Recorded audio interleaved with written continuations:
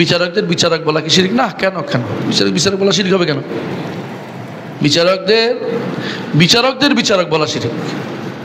ও আপনি বিচারকদের বিচারক বলতেছেন, আমি তো অর্ধেক পড়ছি আগে লেখার মধ্যে। হ্যাঁ, বিচারকদের বিচারক বলতে কোনো কিছু নেই। বিচারক কে? আল্লাহ। বিচারকদেরকে বিচারক বলা যাবে, কিন্তু বিচারকদের বিচারক কাউকে বলা যাবে না। এটা শিরকের ভিতরে পড়ে, ছোট শিরকের ভিতরে পড়ে। এটা ছোট শিরকের ভিতরে পড়ে। উদাহরণ হিসাবে আলেমরা নিয়ে এসেছেন, কাজিউল কোজাত বলা যাবে না। হ্যাঁ, প্রধান বিচারপতি বলা যাবে, কিন্তু বিচারকদের বিচারক বলা যাবে না। হ্যাঁ, প্রধান শাসক বলা যাবে, যেমন আমাদের প্রধান কি আছে, উপদেষ্টা আছে, বোঝেন নাই? কিন্তু হ্যাঁ, শাহনশাহ বলা যাবে না, শাহেনশাহ।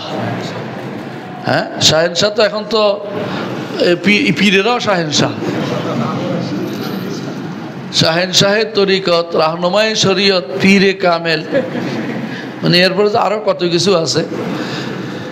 বিচারকদের বিচারক বলা জায়েজ নাই, তেমনিভাবে শাহেনশাহ বলা জায়েজ নাই, মালিকুল আমলাক বলা জায়েজ নাই, মালিকুল মুলুক বলা জায়েজ নাই। বিচারকদের মধ্যে প্রধান বলা যাবে, বুঝে আসে? প্রধান বিচারপতি বলা যাবে, কোনো সমস্যা নেই। বিচারপতি বলা যাবে, প্রধান বিচারপতি বলা যাবে, সমস্যা নেই।